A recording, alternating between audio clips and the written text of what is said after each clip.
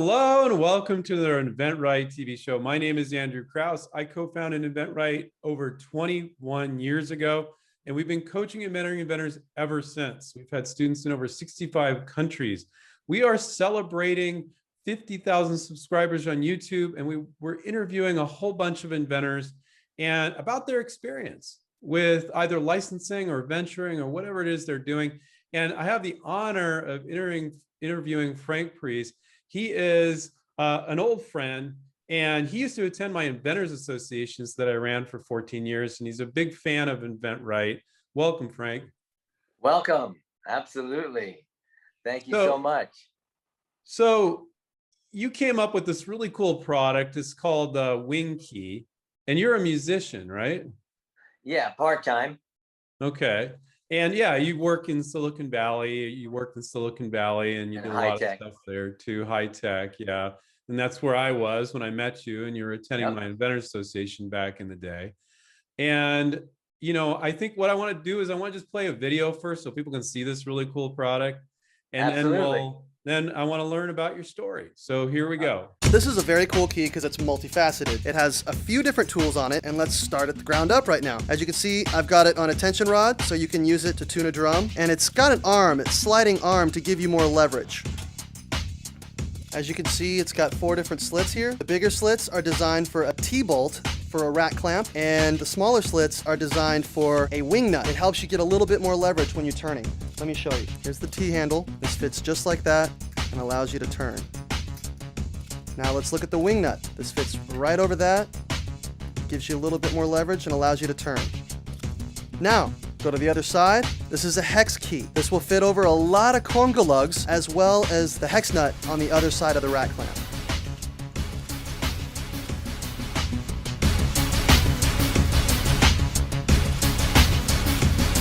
Okay, we're back. That was a really cool, that's a really cool product, Frank. How did you come up with that idea? Were you frustrated with your drum kit, or? Absolutely. There is nothing larger in that I can describe this as necessity is the mother of invention. Because I found myself not being able to tighten things. I kind of play like a gorilla. So I couldn't. I don't want to get in a fight with you. I couldn't tighten and loosen things as good as I wanted to.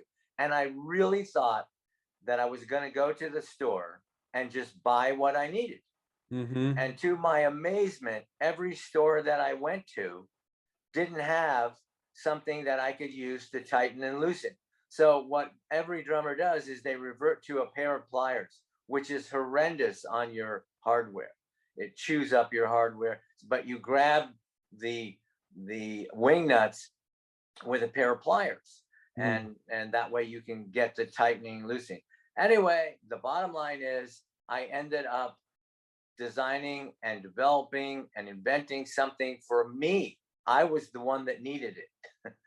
And then once other drummers saw it, everybody wanted one.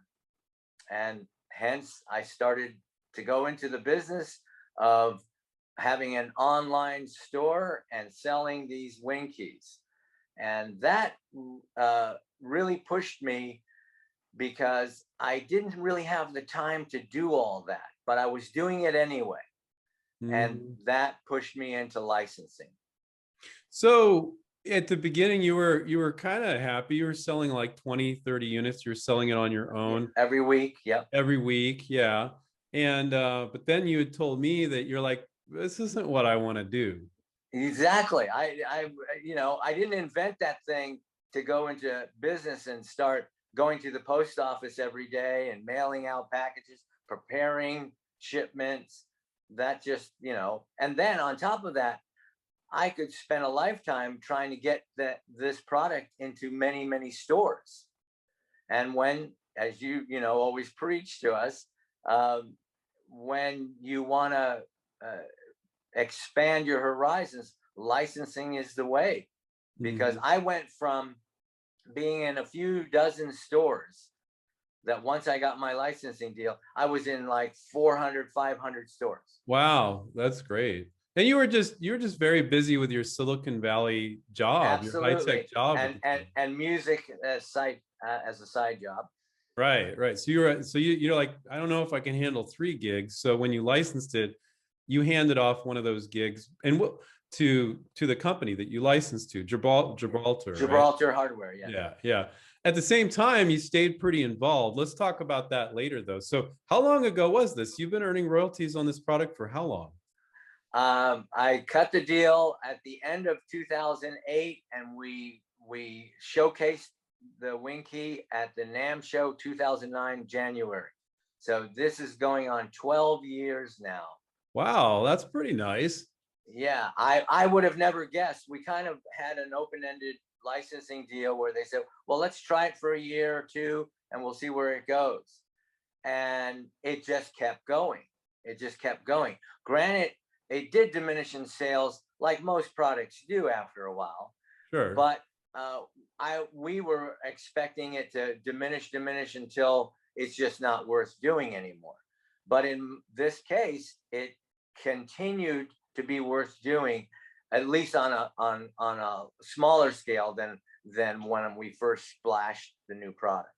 Now in the early days, we've been talking about a lot that if your licensee, the company you license your product to, is open to receiving help, that it's a great thing to do if they're open to that from the inventor. And you said that they were kind of shocked at how much you wanted to help, and they said, yeah, it's great. So I think you went to the NAMM, the music show in Los Angeles, and you were in the booth, like pitching the product, helping them out, right?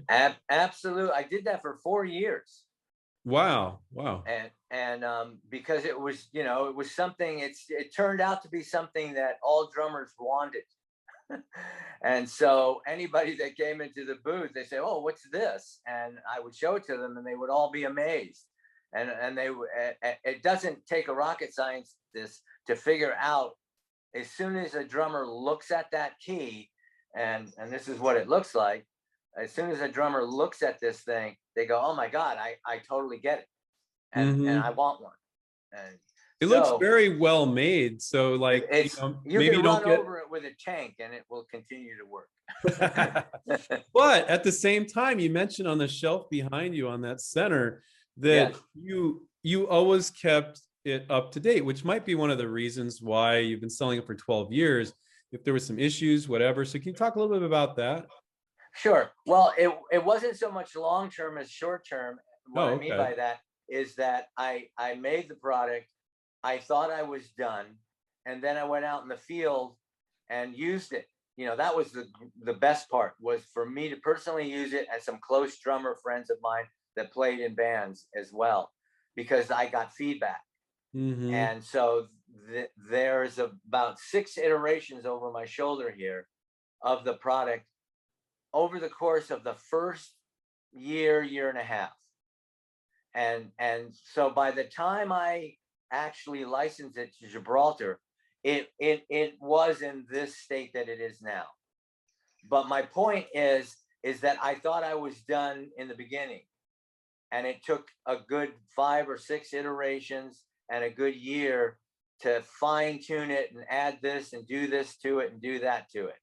So as an inventor, don't always think that, oh, this is it, this is the final product. Yeah. Leave your mind open that you might do some changes to it, even if they're minor. Well, and a lot of inventors do that. They've been working on it for so long. They're like, this is what it is. This is what it is. But be open. I'm done. I'm finished. Yeah, I'm finished. Like, I'm not going to change anything, but you need to be willing to change and adjust for the company and the customer and make it the best product possible, right? Yeah, absolutely. Absolutely. So before you licensed it, were you down there at the music show, the NAMM show? I think you had said you stopped by the booth of Modern Drummer. And what happened there? Yeah, so Modern Drummer is the big rag magazine for the music industry and specifically for drummers. Yeah. And it's a pretty large publication. And they got a glimpse of it and said, my gosh, this is really, really nice. Can we do a little article? They ended up doing 3 different articles and different times. Wow. I can't remember the dates, but in some of my collateral material. So this was 2006, 2007, 2008, Hmm. and by that time I was showing it to other manufacturers such as Gibraltar, and Yeah. they said they would be very interested in doing something. And so with the backing of Modern Drummer, that really helped. So Sure. getting in touch with whatever your invention is, to get in touch with the so to speak, the quote unquote rags that talk about these kinds of products, it really is helpful, because now you've got some ammunition. When I went to Gibraltar, they couldn't believe that I was written up 3 times. Hmm. Now, you were at that point, you were trying to sell it. You were selling 20 or 30 units a week. It was kind of a Yes. pain, but so you were okay. You're already out in the public. Now, when people are licensing and they haven't put it out in the public, we tell them to be careful about that, because Right. you're making a public disclosure and all that. But we have a percentage of people that come on board at InventRight that they are venturing it, and they're like exactly like what you said, like, well, I'm selling this amount, but this isn't, I know I can go bigger, and this isn't what I had in mind. I got other things that I want to do, and I Exactly. want to license it. But if you are venturing it like you are, like you were back in the day, why not do some publicity? You're trying to sell it anyway, and that worked to your advantage. It sounded like great. Yeah, yeah, and I will say this: I mean, I went back to NAMM numerous years because I love the show. However, it was that persistency that every time I was there, I was trying to make headway with Yeah. some kind of licensing deal. So it does take persistence. Yeah, yeah, yeah. Well, So so you were working in high tech back in the day. You're busy with that, and then you're drumming on the side, like most musicians, right? You got to yeah, have a gig. exactly. And your day gig was probably earning you more than most musicians are doing other things, but musicians do all Absolutely. sorts of different things. So I'm sure you always dreamed of and thought of making your mark in the music business in one way or another. Did you ever dream or think that you would make your mark in this way with a product rather than the music? Yeah, I had no idea, and I always tell people this: when I was first selling it on my own, I created my own website, I created my own marketing material, I created the logo, I did everything. And I always tell people, if you would have told me 4 or 5 years down the line that I was going to invent something because I needed it, and that I was going to be selling it online, and I was going to be I was going to be a fulfillment center and a postman and everything else I would have told you you're crazy. I don't have time for that. I don't want to do that. And so that kind of motivated me to pursue a licensing. Yeah. And although you probably heard Steve and myself, we used to speak back then in the day at Inventors Alliance, my inventors group, Yes. all the time about licensing. But you had actually had some experience with licensing in your corporate job too. Exactly. I was working for a GPS company, and part of my main function in that company was to create licensing deals with map data. Hmm. So I was very familiar with that, and then also developing marketing material, unique selling propositions, features to benefit, all that stuff. So I did have a good background in it. I will say that. So not all inventors have that. But Right. that's okay, because that's where you come in. Because if you just let InventRight school you, you will learn all those things. Right. Right. Right. I But I mean, do want. it must feel great. I mean, it's like in some ways, almost songs can last forever, but sometimes they fade into the background. It seems like, is there a drummer that doesn't have this now? I mean, I'm sure people are still using pliers if they're broke, but what's the price on this? And we'll put a link to it in the description below. So if you're a Yeah, yeah. drummer or you have a drummer in your life that you can buy one of these for them, I'm sure they'd love it. They're great stocking stuffers for Christmas. Anyway, yeah, it. I would have never guessed that my mark in music would have turned out to be a percussion key, a piece of hardware. Yeah. obviously as a musician, you want your music to be, but it just worked out that way. I bet you could show up to all sorts of different music events, and if you were backstage, that a good percentage of them would have your wing key. Yeah, well, the good news is there is about 5.7 million drummers in the United States, and 2.7, I think, or 2.2, I can't remember exactly, 2.2 million of them are working drummers. So I know that Wow. I haven't sold 2 million yet. So there's a lot to go. Yeah, yeah. And I think it's great. 12 years you've been earning royalties on this, hopefully another 12 years, and that's fantastic. Yeah, so it was a surprise to me. But I do want to kind of rewind and go back all the way to the beginning because it's very important here.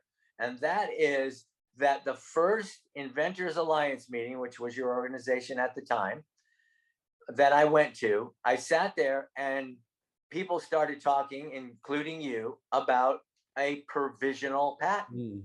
And I was sitting there going, what's that?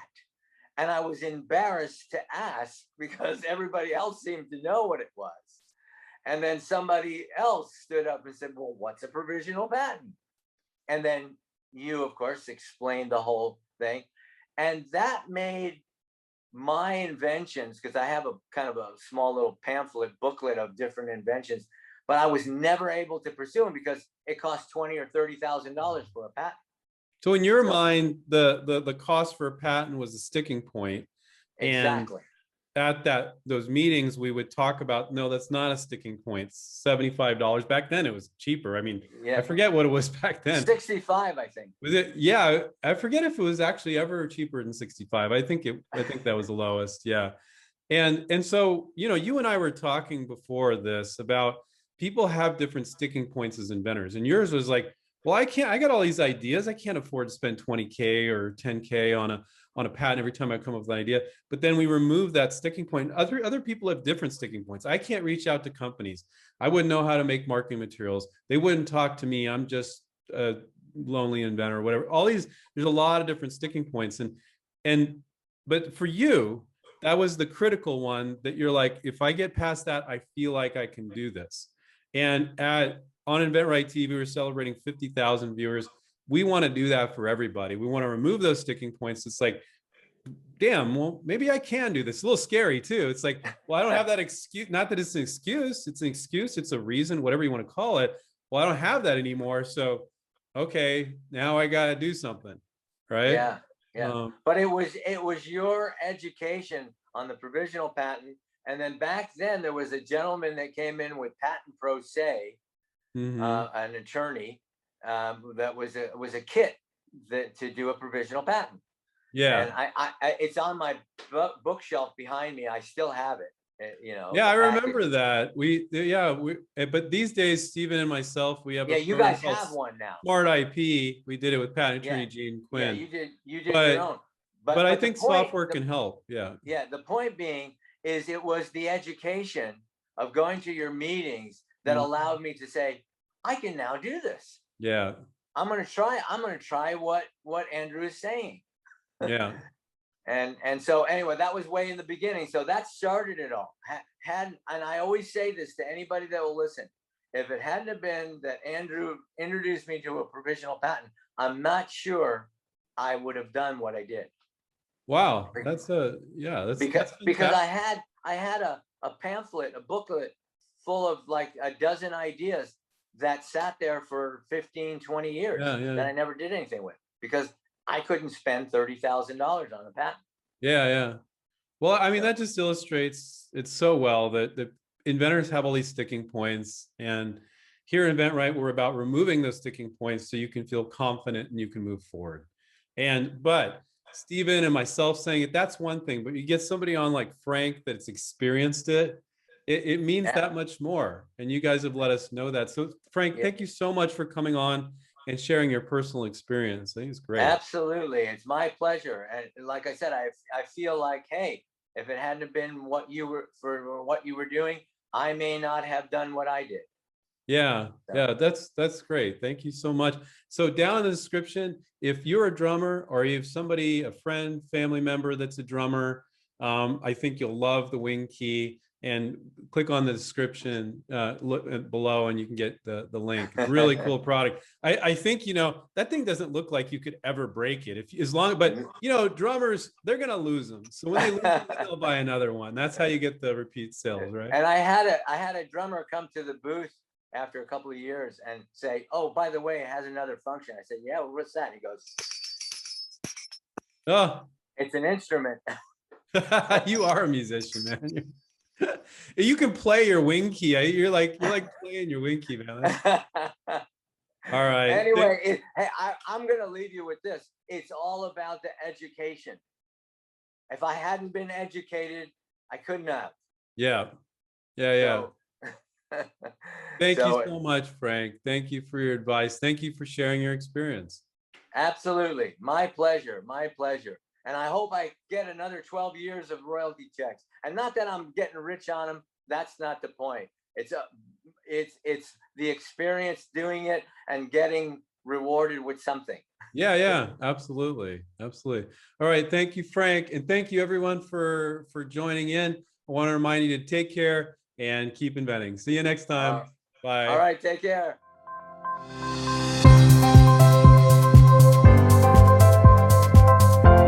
There's a great idea in each of us.